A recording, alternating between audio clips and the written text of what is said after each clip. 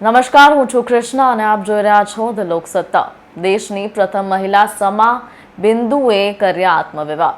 વિરોધ અને વિવાદ વધતા તારીખ પહેલા ખાસ મિત્રોની હાજરીમાં વિવાહ સંપન્ન.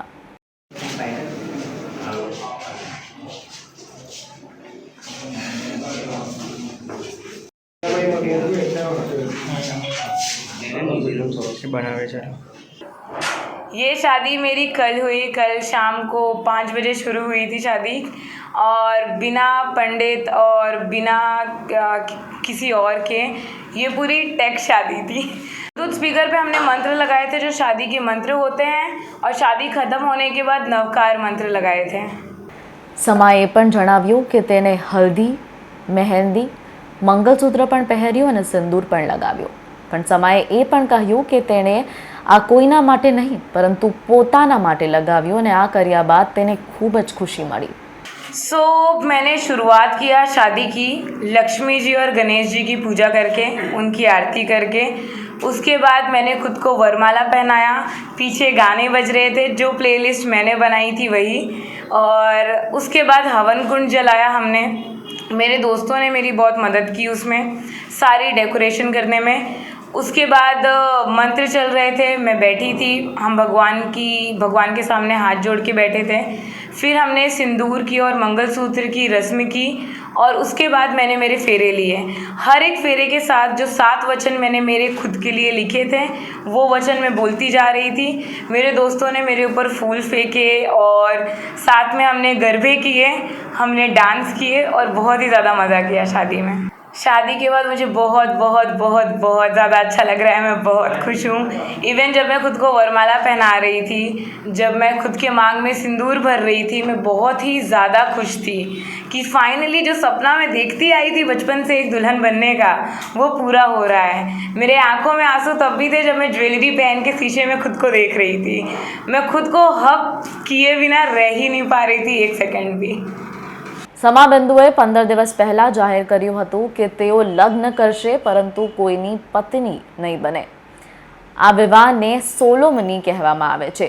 દુનિયામાં આવા ઘણા બધા લોકોએ સોલોમનીમાં લગ્ન કર્યા છે, પરંતુ ભારતમાં ગુજરાતમાં સમા બિંદુ પહેલી એવી યુવતી છે જે સોલોમની કર્યું છે.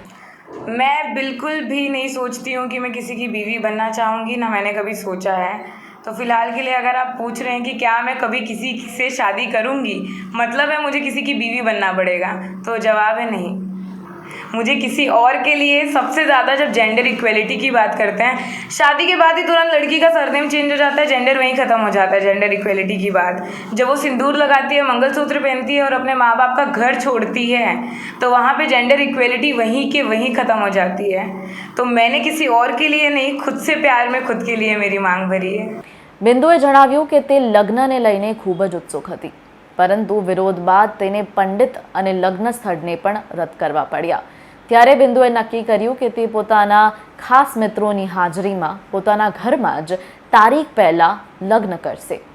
जी, जो पुजारी थे उन्होंने, जब न्यूज़ इतनी बड़ी हो गई, पॉलिटिक्स बीच में आ गई, तो उन्होंने बैक ऑफ कर लिया। उन्होंने ये कहा कि हम ये शादी नहीं करा पाएंगे बिकॉज़ हम ये वाद विवाद का हिस्सा नहीं बनना चाहते हैं।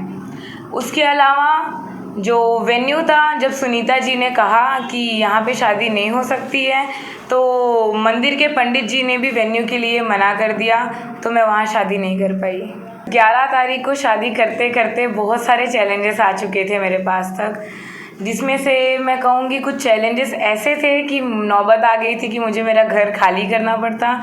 मेरे पास से पंडित चला गया था, पंडित जी ने मना कर दिया था। शादी की वेन्यू चली गई थी, तो मुझे बहुत डाउट था कि शांतिपूर्वक मेरी शादी 11 तारीख को हो पाएगी या नहीं। तो ये सारी परेशानियां तो थी, साथ ही साथ लोगों का नज़रिया, ट्रोल्स, सबसे बड़े हर जगह से ट्रोल्स आ रहे थे।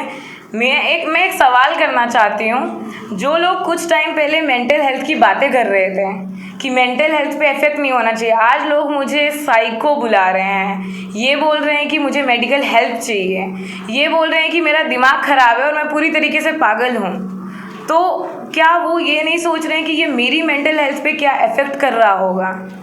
तो ये ट्रोल्स ने अफेक्ट तो किया है, मैं ऐसे नहीं बोलूँगी मुझे अफेक्ट ही नहीं किया, बट मैं सिर्फ पॉजिटिव पॉइंट सोचती आई हूँ अभी तक। ये रीज़न था, और मैं मेरी शादी को लेके बहुत एक्साइटेड थी, मैं चाहती थी शांति से हो, तो मैंने मेरी शादी प्रीपोन कर दी। क्योंकि शादी प्रीपोन हो गई थी, इस वजह से बहुत सारे दोस्त नहीं आ पाए, और जो दोस्त आए भी थे वो दोस्त 2 दिन बिना सोए हुए मेरे घर पे आए थे शादी के लिए। तो तकरीबन 7 से 8 लोग होंगे मेरी शादी में।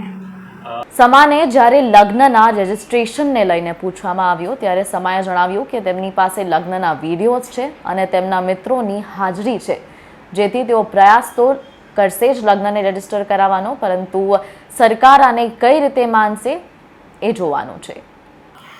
मैं अपनी मैरिज रजिस्टर करना चाहती हूँ, अगर रजिस्टर हो जाती है तो मैं डाइवोर्स दे पाऊँगी, नहीं तो टेक्निकली प्रैक्टिकली डाइवोर्स, जिसको हम गुजरात में छूटा छेड़ा बोलते हैं, अलग होना पड़ता है शरीर से। तो बताइए, मैं डाइवोर्स देके खुद से अलग हो ही नहीं सकती। डाइवोर्स नहीं हो सकता, मैरिज डिज़ोल्व ज़रूर हो सकती है, मैरिज ख़त्म हो सकती है। तो अगर मुझे कभी किसी से प्यार हो जाएगा तो नहीं, मैं खुद को डाइवोर्स तो कभी नहीं देने वाली हूँ। जहाँ तक कि मेरी नॉलेज है, रजिस्टर मैरिज करने के लिए शादी होना ज़रूरी है। पूरी दुनिया को पता है मेरी शादी हो चुकी है, विटनेस है मेरे पास, एक डॉक्यूमेंट मंगा के फॉर्म भरना होता है। तो ये प्रोसीजर मैं करने वाली हूँ, इसके बाद क्या होगा उसका मुझे पूरा आइडिया नहीं है। ત્યારબાદ સમાને જ્યારે પત્રકાર પરિષદમાં તેની શારીરિક જરૂરતોને લઈને સવાલ પૂછવામાં આવ્યો ત્યારે જ સમાએ પોતાના સ્વભાવ પ્રમાણે એનો પણ જવાબ આપ્યો।